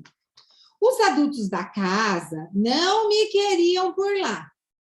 Não que fossem más pessoas, viu, gente? Não mesmo. Mas porque eram responsáveis. Diziam que trabalhavam fora o dia inteiro, que os 3 meninos já faziam muita bagunça na casa e que ainda tinha mamãe para completar a confusão. Sendo assim, eu seria mais uma preocupação. Mesmo com todas as promessas que as crianças fizeram de cuidar de mim, os adultos decidiram que só esperariam eu desmamar para me entregar para um outro lar. Não houve dificuldades para isso.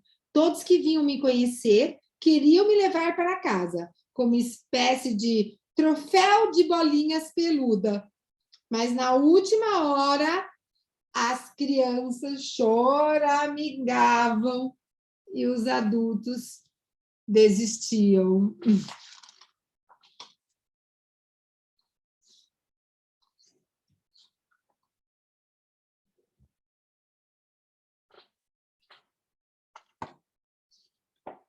Os dias passaram e foi numa tarde fria de domingo, com direito a pipoca e colinho quente, que descobri que eu seria para sempre parte da vida deles.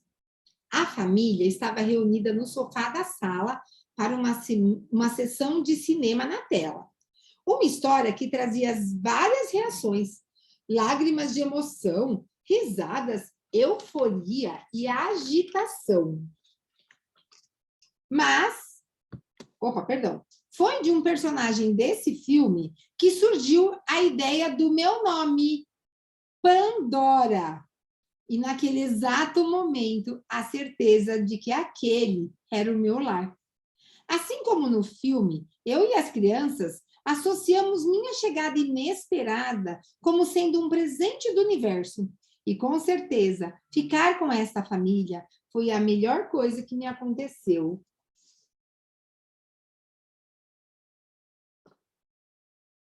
Olha. A promessa dos meninos de cuidar de mim nunca foi cumprida, pois eles gostavam mesmo, eram de brincar comigo. O xixi e o cocô raramente eram recolhidos. Oh, era uma dureza. Mesmo dando muito trabalho, sendo sapeca, fazendo coisas que deixavam os adultos de cabelo em pé, eu também era carinhosa, graciosa e trazia muitas alegrias.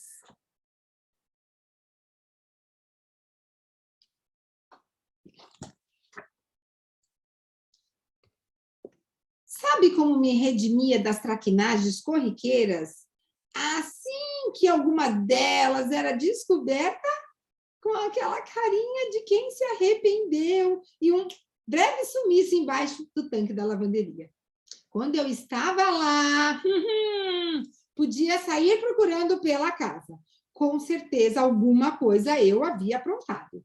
Um chinelo comido, um xixizinho no lugar errado, uma roupa tirada da gaveta, ou até mesmo um rolo de papel higiênico inteirinho espalhado pelo corredor.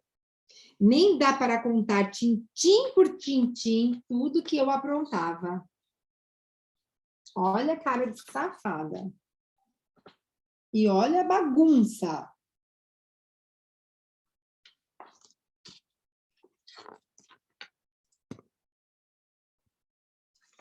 Foram muitas risadas, brincadeiras com bolinhas, ossinhos caninos, mastigáveis. Que delícia! Quantos momentos inesquecíveis! Mas, entre tantos, 2 especiais eram para mim: passear na praça e os banhos. Os meninos iguais me colocavam no skate para darmos voltas ao redor da pracinha em frente de casa. Dava um friozinho bom na minha barriga. Nesses dias, sempre de sol, conhecia outros amigos de 4 patas, com caras e cores diferentes. Alguns grandes, outros pequenos, alguns comportados, outros nem tantos.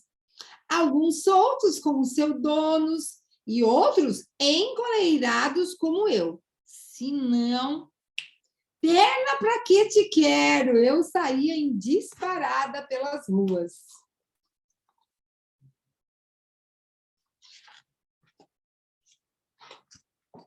Só depois de que cansávamos os meninos de tanto correr e brincar, é que íamos para casa tomar água fresca e banho. Não o banho do pet shop, o banho em casa mesmo, com direito a shampoo e muita espuma. Os 3 meninos faziam a maior bagunça e era diversão garantida embaixo da água quentinha. Mamãe era boazinha, mas eu latia muito na hora do secador e da escovação. E apesar de espirra e coça por conta dos aromas, eu ficava com a pelagem macia e cheirosa. Percebo que eles estão crescendo e já não brincamos mais com a mesma frequência. Confesso também que nem tenho mais a mesma disposição. Às vezes fico vendo os meninos jogando videogame ou vendo TV com os amigos e observo que o tempo está passando muito rápido mesmo.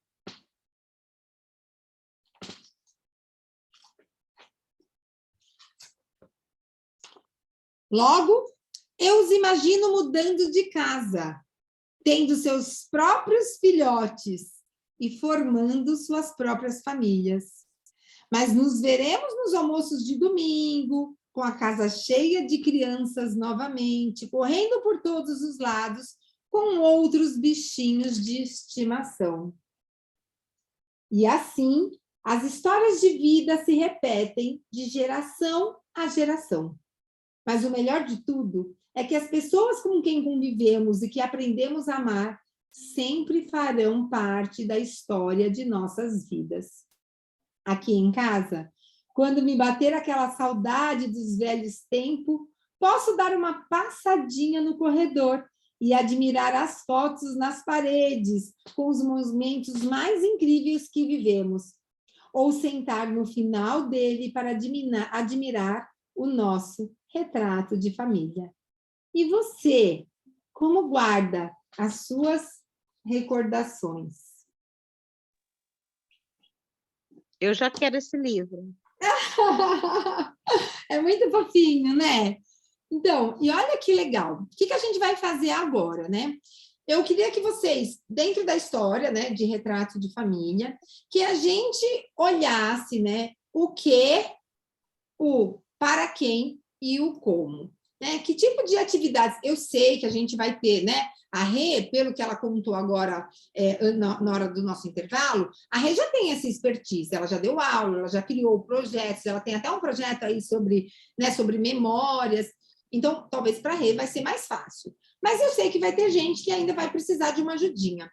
Então, o que a gente vai fazer? A gente vai dar, eu vou dar um tempinho, 10, 15 minutinhos. A gente pode deixar os microfones abertos para a gente ir falando, conversando, e a gente vai começar a elaborar, assim, pensando na nossa proposta, né, da literatura como um elemento disparador de projetos.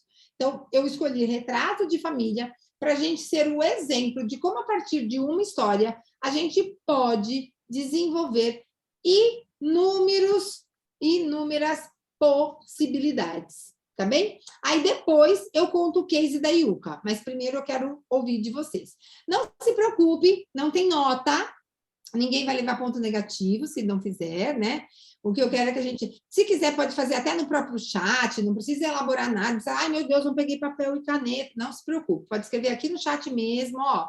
Então, para quem você imagina essa história, né? O que você acha que é possível ser trabalhado nela? Quais são esses olhares? Então, começamos sempre com o que eu acho que isso é legal. Depois do o que você vai querer trabalhar com essa história. Porque, assim, a gente pode trabalhar memórias, mas a gente pode trabalhar outras questões. Então, o que vamos trabalhar com ela? Depois do o que, para quem? Depois do para quem, como? O que a gente poderia usar de desdobramentos para a gente poder desenvolver uma atividade com o nosso grupo por meio da história Retrato de Família. Tá bom? Sugiro que tudo aqui ou você vai fazer breakout rooms para todo mundo? Não, eu acho que a gente pode fazer por aqui mesmo, acho que é gostoso, a gente, sabe, a gente se ouvir, se falar, se tiver dúvida, deixa o microfone aberto mesmo. Eu estou vendo que tem um monte de gente com as câmeras fechadas e tudo bem, porque eu sei que cada um está no seu momento, mas deixem pelo menos o microfone, né? Compartilhe o que está pensando, usa o chat, né? A minha assistente, Roberta, já colocou lá o que, para quem e como. Obrigada, Roberta.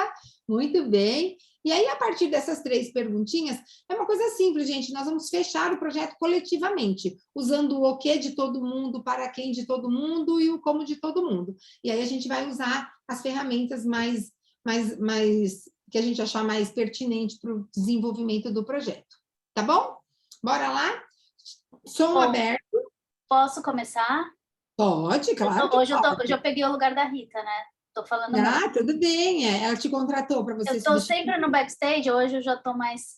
Então, eu acho que assim, a ideia que a gente liu do outro livro, né, traz de que a gente precisa olhar um pouco pela quem é o personagem, a gente sempre quer o personagem principal. Então, eu pensei que a gente ficou tentando deduzir quem era, né, o narrador ali. Então, eu acho que uma ideia do que o que é falar de uma pessoa, o que uma pessoa que vê a sua vida de fora poderia falar. Então, ali era uma cachorra descrevendo a família.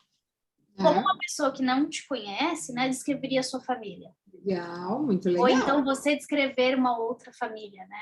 Então, que não seja... Uma troca de famílias, né? Olha que legal. Então, assim, colocar como narrador não ser aquele personagem principal que a gente espera. Né? Então, talvez as crianças poderiam conversar, contar um pouquinho, um trabalho, e aí falaria da família do outro, então contaria, descrever as pessoas da família dela, se descrever ela mesma. Algo assim, eu pensei. Muito bem, muito legal. E eu nunca tinha pensado nisso, mas é muito legal essa perspectiva do outro, né? Porque eu tenho a minha percepção de família, mas eu não sei como é que as outras pessoas me veem, né? Então, acho muito legal. Até mesmo porque na capa a gente já fala, né, retrato de família, você pensa que é a família que está falando, uma daquelas pessoas que estão contando a história delas, né? Uhum. Não, é completamente diferente. É uma daquelas pessoas que não é humana, né? Mas ela tá lá, né? Pode falar, Camila. Tá mudo. A gente não está te ouvindo.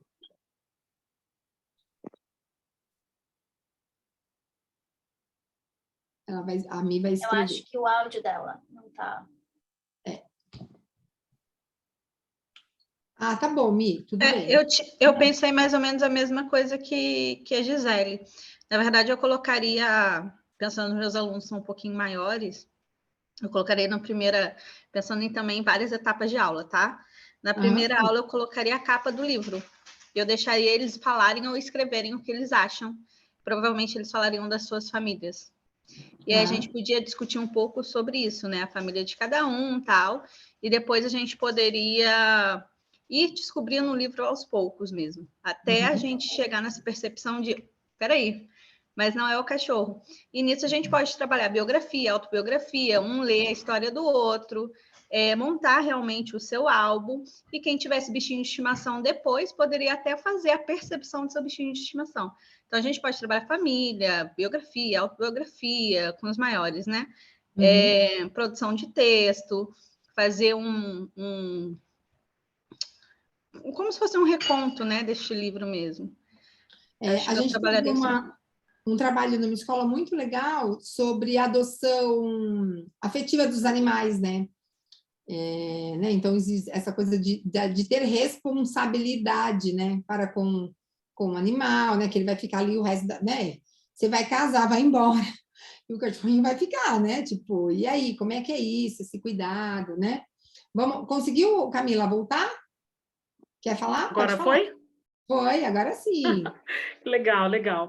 Olha, eu estava ouvindo a história e eu fiquei pensando que lá na nossa escola, o nosso próximo eixo temático é o que a gente está chamando de Eu no Mundo. Então, como a nossa história, ela se conecta com a história dos outros, e quanto que a história dos outros e a história do mundo, aquela história com H maiúsculo, pode influenciar a nossa história também. Eu acho que esse livro, o quanto que a história do animalzinho pode ter influenciado aquela família e vice-versa, né? Então, eu pensei aqui. Então, eu respondi essas 3 perguntas do o que, para quem e como, a partir desse nosso mapa conceitual, já elaborado lá com as nossas professoras. O que, então, trabalhar as nossas próprias histórias e o quanto que elas afetam, e aí colocar afetar de todas as maneiras a história dos outros. Para quem? Para os alunos de Paul, que precisam manter esses vínculos e essa conexão com parentes, com familiares e amigos, que nem sempre estão perto fisicamente.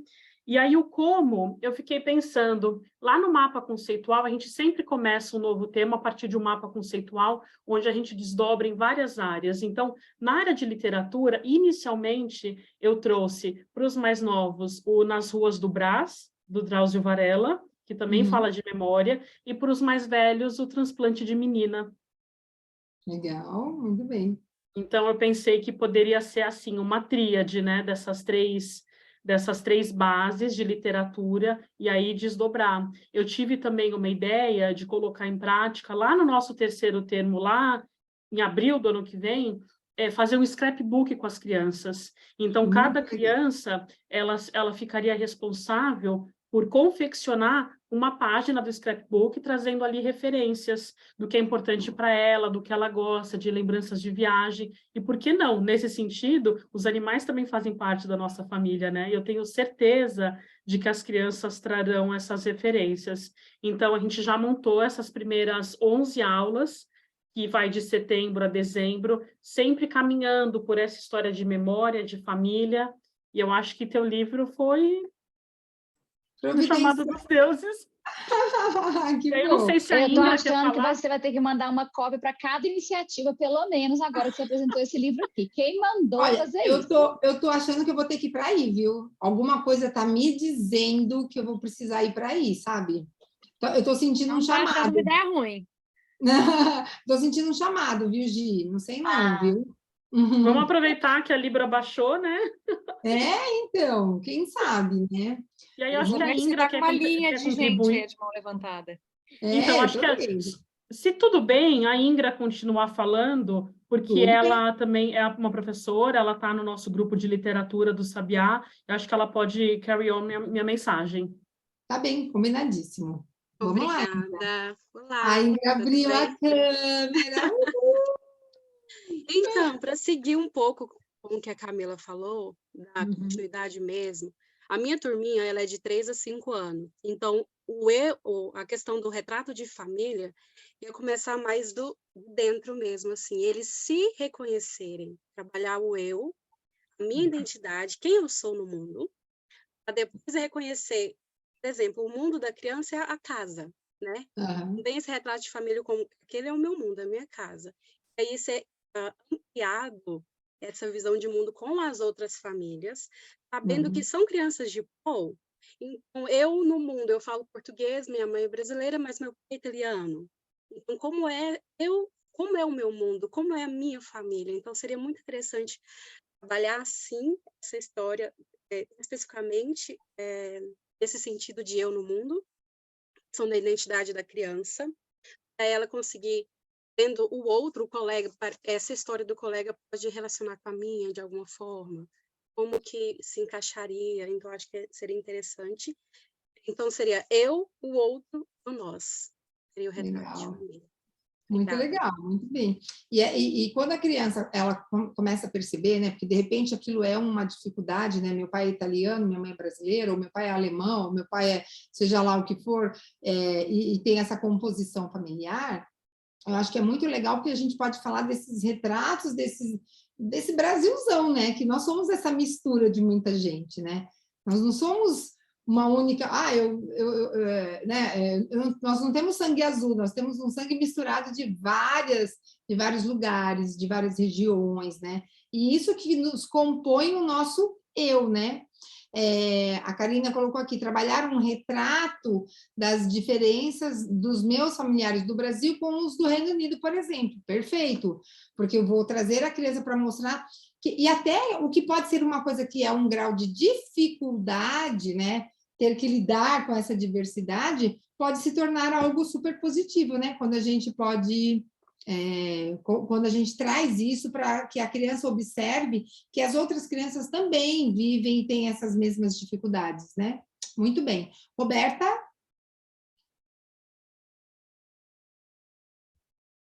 Tá mudo? A gente não está te ouvindo, você ainda está no mudo. Opa, a minha experiência com a iniciativa de Paul aqui, ela é um pouco diferente, porque eu não tenho aula semanal como as outras escolas, eu tenho um encontro por mês apenas. E eu tenho um mês que eu faço um mês que o tema é família. E uma coisa que está muito dentro da outra linha que eu trabalho, que é a metodologia do Mantle of the Expert, que é o MOOC, que eu já até dei um curso aqui para o pessoal um tempo atrás, uns anos atrás, que a gente olha muitos diferentes pontos de vista. Então, me deu aquele clique, que é uma coisa que eu sempre faço, tem textos que eu escrevo, que eu falei, quem conta a história é o passarinho, não, era o cachorro, né? Que é essa ideia de ser um ponto de vista daquela história que você não percebe, mas que quando você se coloca no lugar do outro, você percebe. Então, talvez eu trabalharia pensando em um objeto de dentro da casa, ou um passarinho que mora no jardim, enfim, algum elemento que não fosse também humano, porque eu gostei dessa ideia, né, de ser o cachorro, e eu gosto também de explorar esses objetos, talvez até inanimados, mas que estão ali vendo tudo que acontece, e pedir para que esse objeto contasse, ou esse passarinho, ou esse animal, contasse como que ele vê aquela família. E isso é muito legal, porque aí a criança começa também a se dar qualidades, né? A ver como ela começa a falar dela mesma, a se auto-reconhecer mesmo, e também a perceber as outras pessoas que estão em volta dela, as relações e tal. Então, eu acho que eu faria uma coisa mais ou menos assim, e eu trabalharia com as crianças que são, eu misturo muitas faixas etárias, eu tenho de 18 meses até 4 anos juntas, e de 5 a 8 anos juntas. Então, eu trabalharia dentro do que cada grupo aí conseguiria fazer, mas eu acho que eu olharia um pouco através de um outro olho para aquela família. Muito bem, Rô, muito bem. Jéssica? O nome dela é Jéssica. Oi, gente, dá para me ouvir? Sim, querida. Eu não sei, Perfeito. a minha câmera não tá funcionando, né? Porque minha telinha tá preta. Tá pretinha, mas a gente está te ouvindo. Você pode Apertei aqui. compartilhar. Eu achei engraçado que a Roberta começou a falar, eu falei, era essa ideia que eu estava aqui matutando também. Que eu achei que era uma história que dava realmente muito essa oportunidade da gente trabalhar essa questão de entender que tudo você pode ser compreendido por outras perspectivas, né? E acho que esse exercício que nem a Roberta estava falando, né? Tá, e se a história fosse contada a partir do ponto de vista do relógio da parede, né? Ou da porta que abre e fecha, eu acho que seria um exercício muito legal. E aí você tem tantas oportunidades de trabalhar Poe nisso aí, mas eu acho que só de pensar, assim, sabe, a sua própria história pode ser contada de uma maneira diferente. E eu acho isso muito, muito interessante, tá? Até para o amadurecimento emocional dos alunos. Eu acho isso muito legal, acho que pode ser explorado de uma maneira bem legal. E é muito legal a gente compartilhar isso com as famílias, viu, gente? Porque eu sei que vocês têm uma dificuldade aí, né? Dessa família não está, nem sempre está 100% parceira, né? Ela está ali, mas, né? Ela acaba, às vezes, delegando algumas responsabilidades, né? Então, essa coisa desse amadurecimento também pode ir para a família, né? Quando a gente brinca com essa família dela também trazer a visão dela, o que ela viu, a percepção do que ela viu, acho que pode ser muito, muito interessante, né? No projeto que a gente fez, do Retrato de Família na IUCA, a gente começou... lá a gente tem crianças, né, de 18 meses, né, até crianças um pouco maiores. E aí, para cada grupo de crianças, a gente foi trabalhando uma linguagem. A gente entrou em comidas, né? As comidas que as famílias mais gostam, sabe aquela comidinha, sei lá, vou dar um exemplo. Na minha casa, se puder, teríamos pizza todos os dias. Meu marido é apaixonado por pizza e eu falo que o legado dele, quando um dia ele não estiver mais aqui, os meninos vão falar, vamos comer pizza para lembrar do papai, porque por ele era de segunda a segunda, né? Então, cada família tem alguma coisa, né, que gosta mais de comer, ou que tem um momento de afeto, às vezes tem uma história que ela gosta mais, né? Então, lá a gente criou estações. Em dos espaços, eu não sei o grau de dificuldade disso aí para os grupos de vocês, nós criamos uma sala de afetos. O que era a sala de afetos? Era afetos e memórias. As crianças tinham que trazer algum objeto, igual a Roberta sugeriu, né? Qualquer coisa, que fosse da memória deles, de preferência da infância, de bebê. Então, os pais mandaram sapatinho, os pais mandaram o bilhetinho, os pais mandaram a lembrancinha da maternidade, né? Eles mandaram. Então, a gente montou uma sala de afetos e memórias, e aí tinha lá, como se fosse num museuzinho super fofo mesmo. Tinha o objeto, tinha de quem era, e por que ele era um objeto de afeto de memória, né? O que ele carregava de história daquela criança naquele objeto, né? A gente fez, para uma outra turma, que era de crianças maiores, a gente trabalhou as nossas origens. Então, eles usaram o mapa mundi, igual está lá depois na imagem, depois a gente põe a imagem, no mapa mundi, assim, da onde vieram o pai, a mãe, onde eles estavam localizados hoje, né? Da onde vem a origem das famílias deles, né? Tem muita criança aí, talvez que o pai e a mãe sejam brasileiros, mas tem origem de parentes que vieram de outras regiões. Então, eles entraram em geografia, trabalharam a questão da localização, das vestimentas, dos costumes de acordo com as regiões que as pessoas moram. Então, o livro, ele pode, desde ir para essa questão, geografia, história, né, trabalhar origens, ele vai para a música, ele vai para a comida, ele vai para a questão do amadurecimento emocional, como a Camila falou. A gente pode permear a história por diversas possibilidades. E ainda, quando Sim. você fala desses objetos de memórias, né? A gente pode montar tipo um museuzinho, né? Que o museu também é um lugar onde a gente guarda as memórias. E aí, no final do seu livro, que me emocionou muito, quando você disse que foi a galeria, né, das fotos, onde guarda as lembranças e o passar do tempo. esse passar do tempo, esse passar dos anos, é forte, né? Então, imagina, assim, um museuzinho, né, com esses objetozinhos das crianças, e já alguma coisa linkando, né, com as fotos, né? A gente pode fazer como é que eu vou dizer, Varal, um mural. varal, né, com as fotografias também, para completar o trabalho, né? E sabe o que me veio forte agora? Que memórias nós estamos construindo destas crianças com o Paul, né? É muito legal, porque até aqui a gente está falando dessa memória dele, né? Dele com, né? Dele na família, né? Mas que memórias a gente vai deixar daquele momento que eles conviveram com a gente? Ah, que seja 6 meses, 1 ano, 2 semanas, né? Como é que a gente pode trabalhar esses registros, né? Para que a gente, enquanto unidade Paul, se torne uma memória para essa criança, né? Legal, porque nós temos as fotos deles, né, a evolução do trabalhinho deles, os vídeos que eles fizeram durante esse percurso, e isso é legal também deles se verem, né, se virem, por exemplo, lá no comecinho, como isso evoluiu para agora, né, para hoje. E sabe outra coisa que me veio aqui forte, a gente podia fazer, sabe, uma cápsula do tempo, né, o que a gente pode colocar hoje, né? Que hoje seja significativo para a gente, né? E que nós gostaríamos de mostrar para a gente mesmo daqui, sei lá, 10 anos, 20 anos, 5 anos. Ah, perfeito. Pode fazer uma coisa menor, mais curta, né? Sei lá, porque a criança, em 2 anos, ela tem uma mega evolução, eles mudam muito radicalmente, né? Então, se fossem adultos, eu colocaria uma cápsula do tempo de muitos anos. Mas por serem crianças e terem esses percursos, o que a gente colocaria, né? Para abrir daqui 2 anos na unidade da Gisele, sabe? O que essas crianças colocariam lá? Né? O que hoje é uma coisa assim que talvez daqui 2 anos isso já esteja obsoleto, né? Então, o que a gente pode colocar? Mesmo que estas crianças não abram esta cápsula, mas que as próximas, né, que estiverem com a gente, possam abrir e deixar os seus registros, né? Aí, confeccionar essa cápsula é o máximo também, né?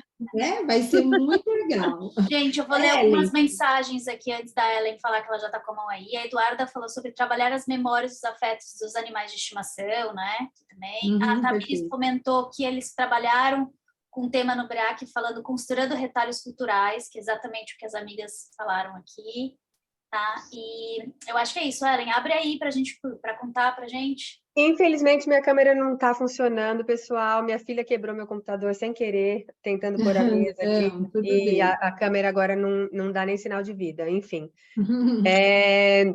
Mas nossa, adorei muito o livro, né? Mas o que eu queria falar era que talvez pedir para que as crianças tragam para a sala de aula, ou tragam para a professora uma recordação, a melhor recordação, ou uma recordação boa que eles têm da família, né? De um momento em família. E assim construir um livro de recordações, um álbum de recordações das crianças, que também trazem esses momentos de como eles veem, porque a criança, às vezes, pode inventar uma história, né? Às vezes ela nem viveu aquilo, mas as crianças são tão criativas que muitas vezes elas inventam histórias, criam histórias, né? E às vezes, assim, acho que seria muito legal fazer um álbum de recordações, álbum de memórias, que seria a memória afetiva ou uma história engraçada, né? As memórias que eles têm vendo como criança a vida em família. E lá na frente olhar essas histórias, né? Como a cápsula do tempo, talvez colocar na cápsula do tempo essas recordações que eles têm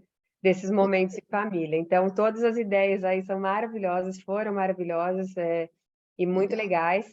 A partir de um livro, né? A gente conseguiu expor aí muitas ideias legais. Isso, se a gente ficasse aqui mais umas 2 horas, ainda teriam mais 2 horas de coisas e ideias para a gente desdobrar, não é? Porque quando um amigo fala, é muito automático. Aí você fala, nossa, puxa, isso daqui daria para isso daqui daria para isso, né? Ô, Camila, quer falar? Está com a mãozinha levantada. Isso, na verdade, eu acho que eu só queria congregar todas essas ideias, ouvindo todas vocês falarem, escreverem. concordo com a Beth o quanto que isso faz com que a gente revisite a nossa prática e traga aspectos, e também a gente consegue perceber de que fato não estamos tão longe no que vemos fazendo no POL, né? Eu penso que o afeto, a beleza, a memória, eles são a base do português como língua de herança, e eu acho que a gente traz isso para as nossas aulas a todo momento, de diferentes formas, né? E é muito frequente que os pais cheguem até mim e digam: vocês me apresentam um Brasil que estava adormecido. E é esse Brasil que os pais acessam através de nós, através de seus filhos no POL, é exatamente isso que a gente está conversando aqui, né? De como a gente acessa essa memória e como construímos outras memórias nessa vida que você está ali na terceira margem do rio, né? Tem um pouco da vida aqui na Inglaterra, tem um pouco do que ficou no Brasil, do que vai ser no Brasil, e de como a gente costura, de fato, essa colcha, né? Já anotei a terceira margem do rio. Lindo com o livro esse tema. Tem que ser do Se eu Paul, escrever, tá? Tem que ser do Camila, Paul. se eu escrever, eu vou dedicar para a escola de vocês. Lindo, a terceira margem do rio. Amei de paixão. Menina, É um texto, né? É um texto, se eu não me engano, é do Graciliano. Deixa eu dar um Google aqui. E eu tenho a impressão que desde que eu cheguei... Guimarães, é do Guimarães. E eu tenho a impressão de que, desde que eu cheguei para morar na Inglaterra, é nessa terceira margem do rio que eu estou, né? Que a gente fica tentando encontrar esse outro lugar. Muito legal, muito legal. Meninas, o dia de hoje para mim foi muito gostoso, foi muito produtivo, passou muito rápido de novo, né? Adorei que a gente deixou os microfones abertos e que todo mundo de alguma forma participou um pouquinho, né? Não ficou só ouvindo, a gente poder dividir as ideias, o que a gente pensa, e como a ideia de um compartilha com o do outro, que complementa, que agrega, que soma. Então, de verdade, hoje vocês estão de nota 10, não que não estivessem, mas hoje em particular estou saindo com o meu coração quentinho, e quero muito fazer um retrato de família com a gente hoje. Eu ia falar, vamos fazer antes que alguém saia. Para quem já ia puder, falar também, vamos aproveitar e ligar as câmeras e fazer o retrato aí de família. Quero muito, sabe, que a gente, de verdade, né, fique aí de lição de casa. Se vocês puderem, eu vou pedir para a Gi abrir uma pasta no Drive, escrito Mão na Massa, para vocês compartilharem, né? Quem puder compartilhar essas ideias que teve do livro, do o que, por quê, e para quem, o como. Se puder, resumidamente, colocar lá, eu acho que vai ser bem útil para que todo mundo possa usar o material e multiplicar aí as ações que a gente fez. Vamos para a nossa foto? Beth, antes da foto, gente, no chat eu acabei de colocar o link do formulário. Tá? Vocês vão receber por e-mail também, mas se puder, já clica aqui, porque se depois deixa para depois, a gente esquece. Né? Isso. Então, se já puderem... Porque a aula de hoje foi muito pensada no que vocês escreveram.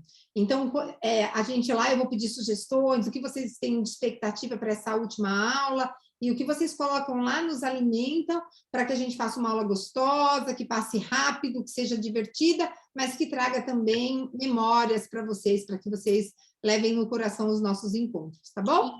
Sorrisão? Só um minuto.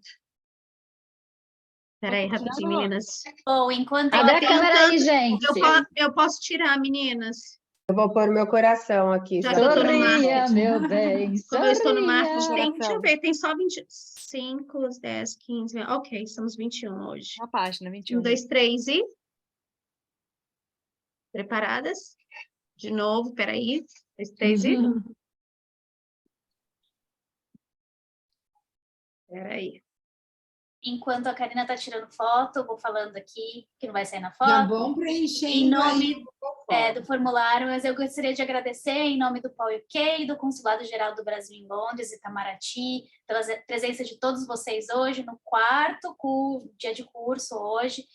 E sem esquecer também que a gente já deixou no link aqui, quem ainda não se inscreveu no Easy Fundraising, que a gente usa para o POL UK, qualquer compra que vocês fizerem online, verão tá chegando, vai comprar um monte de coisa, vai viajar, usem o link, ajuda bastante a gente, é um pouquinho, mas de grão em grão, galinha enche o papo. Muito obrigada. A gente vai passar a gravação para vocês, tá? Eu sei que faltou bastante gente. Então, muito obrigada. Pronto. Obrigada, boa noite, pessoal. Obrigada, gente. Obrigada, gente.